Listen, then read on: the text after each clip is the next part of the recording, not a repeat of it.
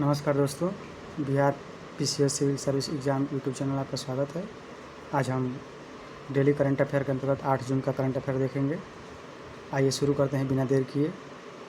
तो आज का प्रमुख टॉपिक है रक्षा एवं प्रौद्योगिकी रुद्रम मिसाइल 2 का सफल परीक्षण हुआ है। अंतर्राष्ट्रीय संगठन यूएनएससी के 5 नए गैर अस्थायी सदस्य चुने गए हैं। आर्थिक एवं सूचकांक लॉजिस्टिक पोर्ट परफॉर्मेंस इंडेक्स 2024-25 जारी हुआ है। आज महत्वपूर्ण दिवस क्या है? विश्व महासागर दिवस। पर्यावरण एवं राज्य नीति नागालैंड में तंबाकू उत्पादों पर प्रतिबंध लगाया गया है। खेल जगत पुरुष अंडर 19 हॉकी एशिया कप 2026 और आगे टेनिस ग्रैंड स्लैम विजेताओं की सूची जारी हुई है। इसके बाद ये है, आइए देखते हैं अब इसका डिटेल में।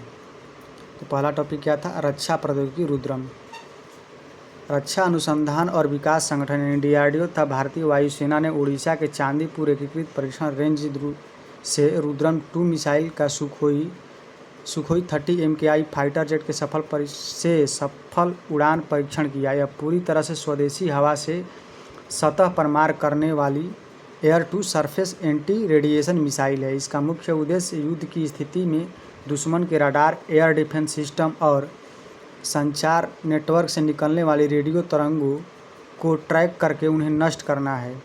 सैन्य भाषा में इसे SEAD यानी सुपरसियोन ऑफ एमनी एयर डिफेंस कहा जाता है। दूसरा टॉपिक है अंतर्राष्ट्रीय संगठन यूएनएससी के 5 नए गैर अस्थायी सदस्य चुने गए हैं। संयुक्त राष्ट्र महासभा ने संयुक्त राष्ट्र सुरक्षा परिषद के लिए 5 नए अस्थायी यानी गैर अस्थायी सदस्यों का चुनाव किया है।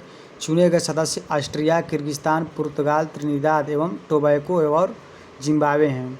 इन देशों का 2 वर्ष का कार्यकाल 1 जनवरी 2027 से शुरू होगा। विशेष तथ्य यह है कि किर्गिस्तान पहली बार सुरक्षा परिषद का अस्थायी सदस्य बनने जा रहा है।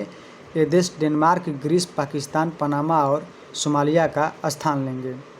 तीसरा टॉपिक है कि आर्थिक एवं सूचकांक logistic port performance index 2024-25। Bharat सरकार के पतन, पोत, परिवहन एवं जनमार्ग मंत्रालय ने देश के बंदरगाहों की कार्यक्षमता और दक्षता को मापने के लिए इस इंडेक्स को जारी किया। डार्क बल्क कार्गो श्रेणी कोयला, अनाज इत्यादि के लिए ओडिशा का पारादीप पोर्ट अथॉरिटी देश में शीर्ष स्थान पर रहा।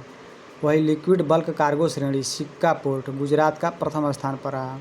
कंटेनर कार्गो श्रेणी में मुंद्रा पोर्ट गुजरात ने शीर्ष स्थान हासिल किया। इसी के साथ जहाज़ों के ऑनलाइन रजिस्ट्रेशन के लिए ई समुद्र और नाविकों की शिकायतों के निवारण हेतु ई नाविक डिजिटल पोर्टल की भी शुरुआत की गई थी। इसको ध्यान रखिएगा, ई समुद्र और ई नाविक पोर्टल को लेकर के।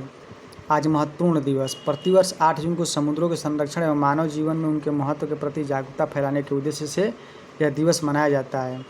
वर्ष 2026 की थीम पुनर्कल्पना। हम जिस दुनिया को जानते हैं उससे परे हमारे महासागर के साथ एक नया संबंध है।